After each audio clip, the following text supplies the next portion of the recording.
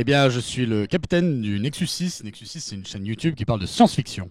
Bonjour, je m'appelle Yen Min, je suis un noonaute, c'est-à-dire un explorateur au long cours des sphères de l'information, et je suis également un artiste cyberpunk. François Terrel, du coup, surtout connu sous le sobriquet du fausseur de films sur Internet. J'ai créé il y a 10 ans une chaîne YouTube dédiée au cinéma, qui a beaucoup évolué en fait depuis des vidéos sur le cinéma un peu classiques jusqu'à des formes un petit peu hybrides entre le documentaire, les courts-métrages de mash-up, les défis de montage. Donc il y a différentes choses que je fais et je suis en train de bosser sur de la fiction et de l'écriture en ce moment.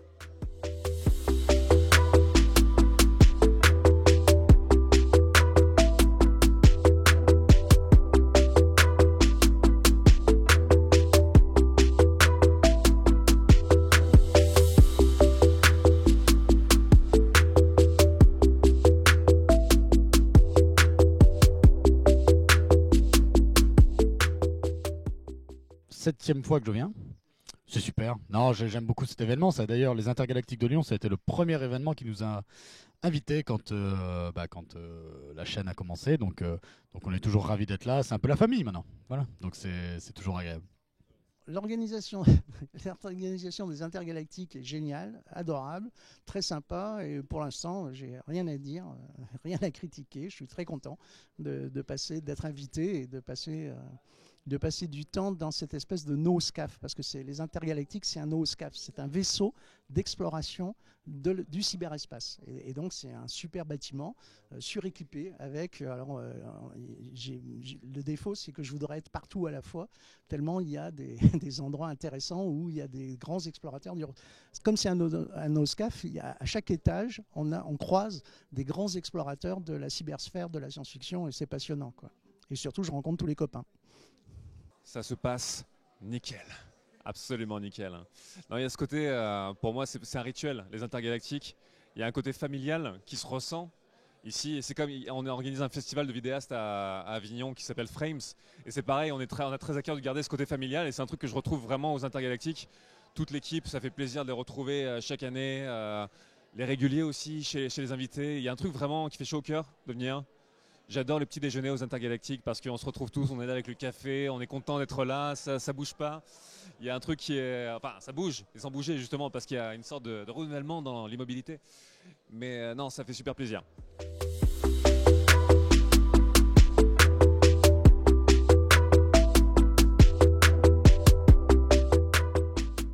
La librairie d'Esprit Livre qui est la librairie du salon.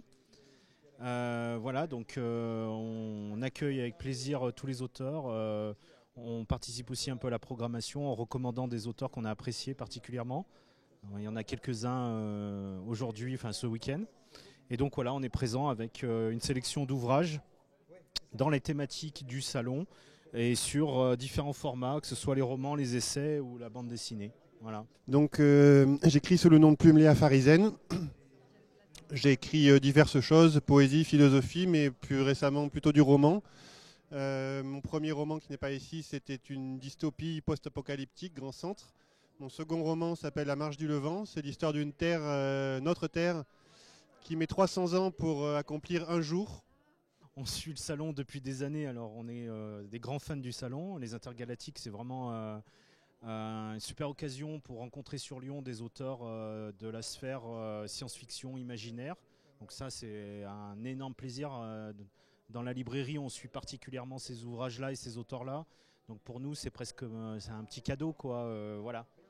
It's wonderful. It's very intimate. It's very friendly. There's a lot of excitement. I've had a great time so far. Alors, le thème, j'étais un peu invité parce que je me revendique d'être un cyberpunk, donc je suis très content du thème du cyberpunk. Ce qui se passe, c'est que il y a encore beaucoup de malentendus sur ce qu'est le cyberpunk, hein, ce que je constate, mais c'est passionnant, c'est un super sujet. Le cyberpunk, c'est un sujet d'autant plus d'actualité que nous sommes dans un monde devenu cyberpunk, c'est-à-dire le cyberpunk, c'est cyberpunk not dead. Ah oui, oui, le cyberpunk, c'est bien sûr que ça me plaît. Ben, Nexus 6, ça vient de Blade Runner, donc inévitablement, c'est quelque chose qui m'intéresse. Mais non, je sais pas, il y a beaucoup de débats sur est-ce que le cyberpunk aujourd'hui est encore à l'ordre du jour, Est-ce qu'on l'a pas dépassé? Est-ce qu'on n'est pas en plein dedans? Moi, je saurais pas avoir un avis définitif là-dessus. Ce que je sais, c'est que par contre, No Future, moi, je suis assez en accord avec ça.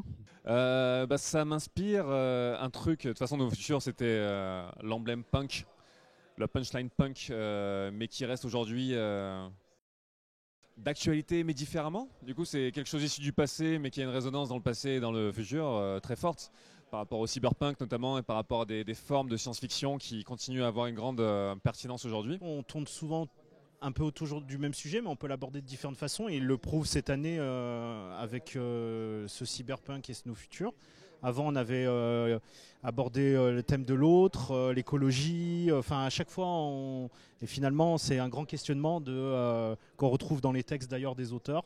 C'est le grand questionnement de la finitude de notre monde et peut-être de l'humanité. Donc voilà, des questions qui sont toujours reposées comme ça, à travers différents formats. On a de la bande dessinée avec Elisabeth Olville, par exemple. Voilà, c'est un travail au fil des ans de questionnement qui est intéressant. Oui.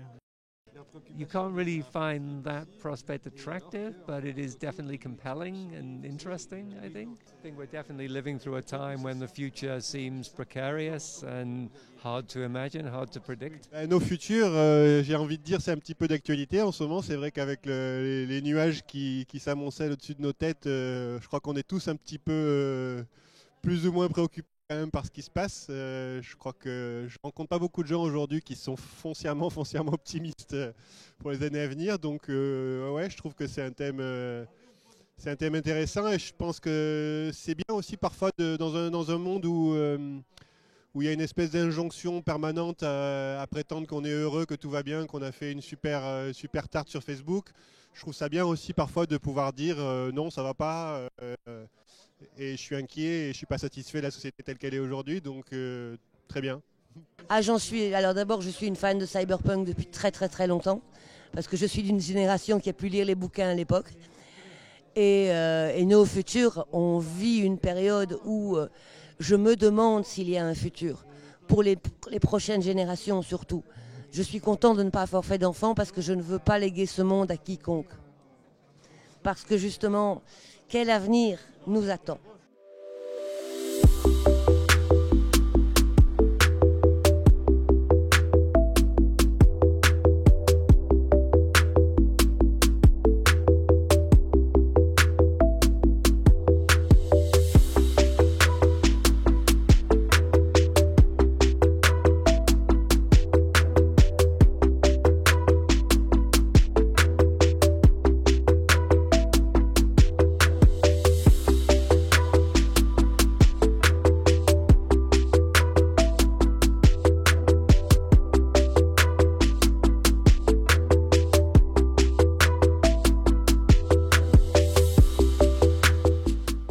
La multiplication des médias est quelque chose d'extrêmement intéressant et qui doit se mélanger, et qui doit partager des voix pour justement faire passer les différents messages.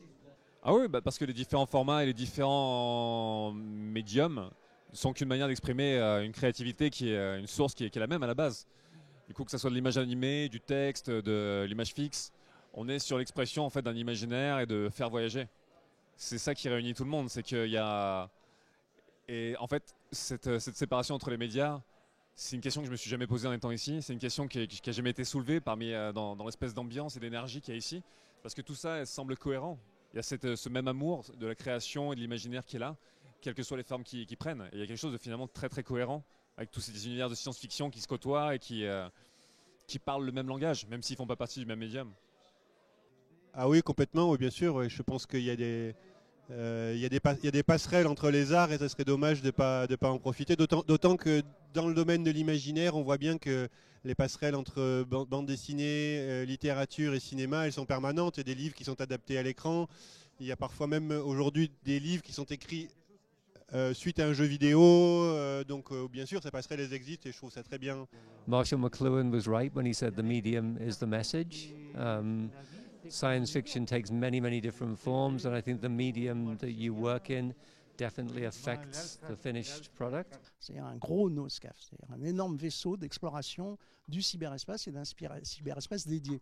le cyberespace, cet espace informationnel que construit l'humanité, n'est pas limité à la littérature, au cinéma. Tous ces objets-là, tous ces ensembles-là sont des vecteurs de propagation de mèmes, en fait.